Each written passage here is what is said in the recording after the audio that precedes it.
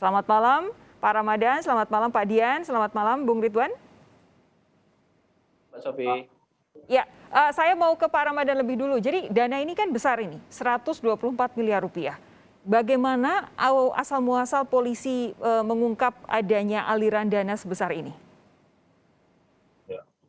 Dalam kurun waktu sejak tanggal 12 Agustus lalu sampai dengan 19 Agustus, Densus 88 telah menangkap sampai hari Minggu terakhir sebanyak 58 tersangka teroris. Di antaranya 55 adalah dari jaringan Jemaah Islamiyah.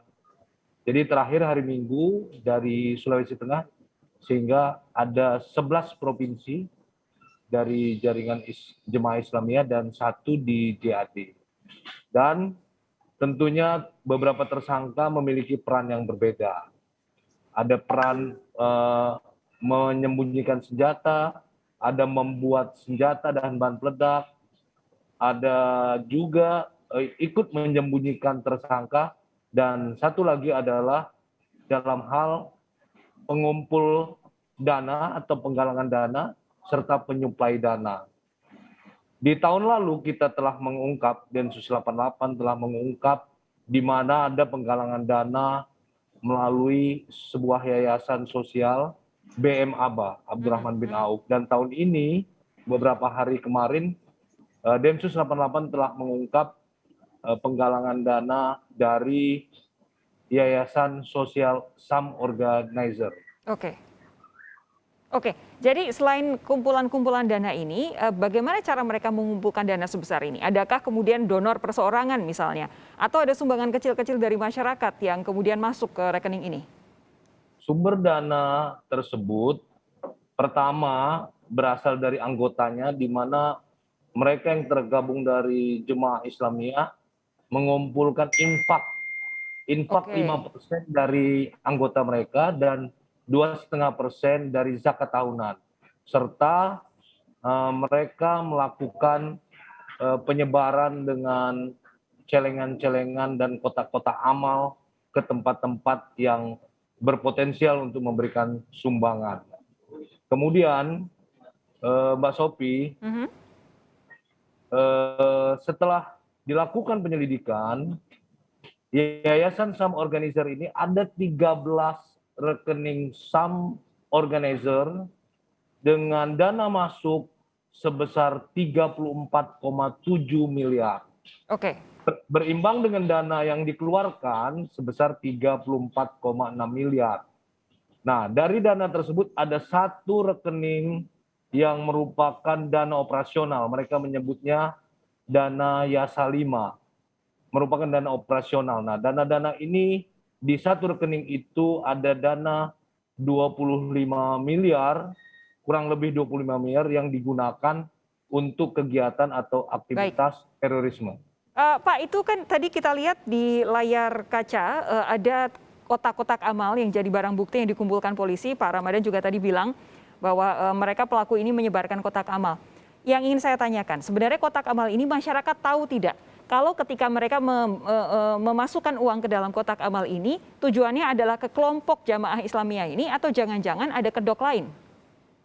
Kalau dari kelompok serta simpatisannya bisa tahu, tetapi banyak dari masyarakat tentunya ketika memberikan infak atau bukan memasukkan ke kotak amal tentunya tidak melihat lagi apakah ada identitas tersebut.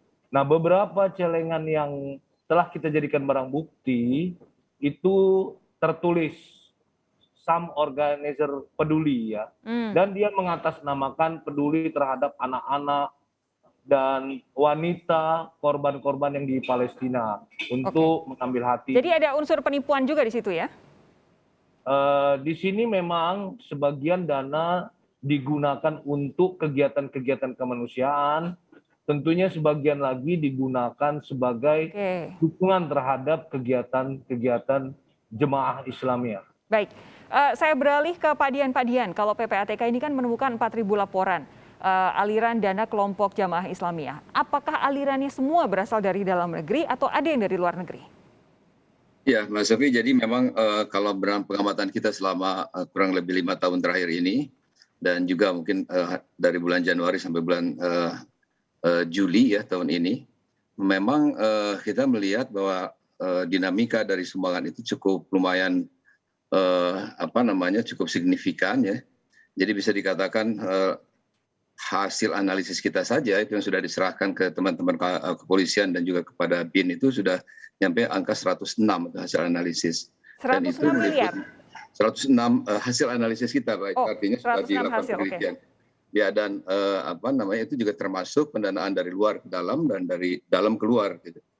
Itu jadi memang karena ini memang terorisme itu merupakan suatu gerakan global ya, sehingga kita harus memahaminya dalam konteks global juga. Jadi pengamatan PPATK memang tidak terbatas kepada transaksi-transaksi domestik, tetapi juga transaksi-transaksi dengan luar negeri. Oke, nah ini kan sudah ketahuan aliran dananya, jelas-jelas kemudian bisa dibuktikan bahwa ini digunakan untuk mendanai jamaah Islamiyah.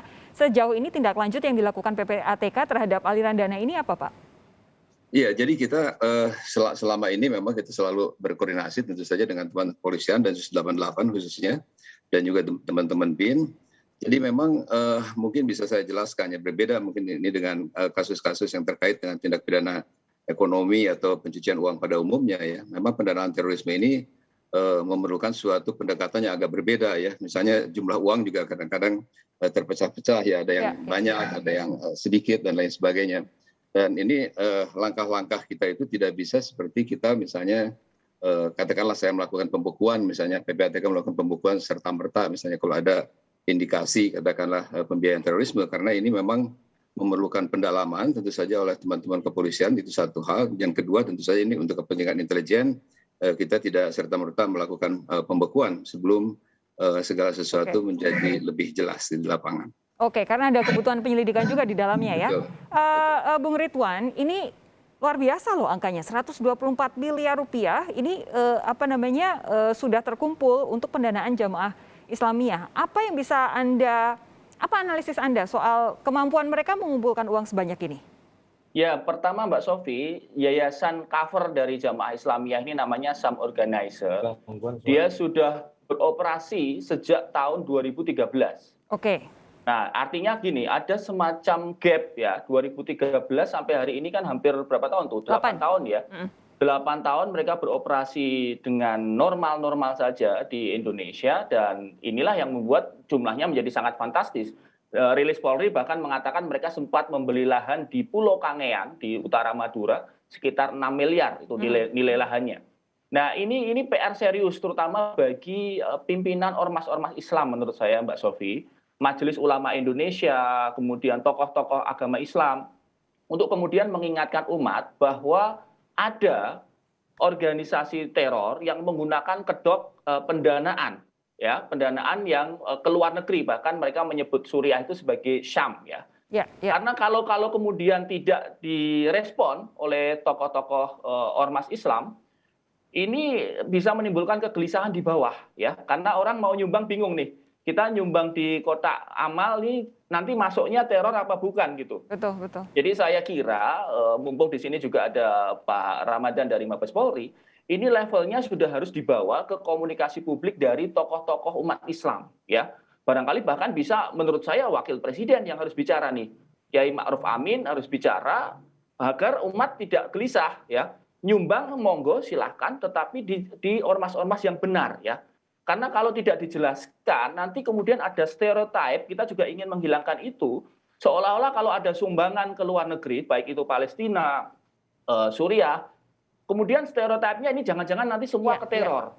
Nah, ini kan juga harus dipilah-pilah ya, karena banyak juga lembaga kemanusiaan Islam yang beneran untuk kemanusiaan.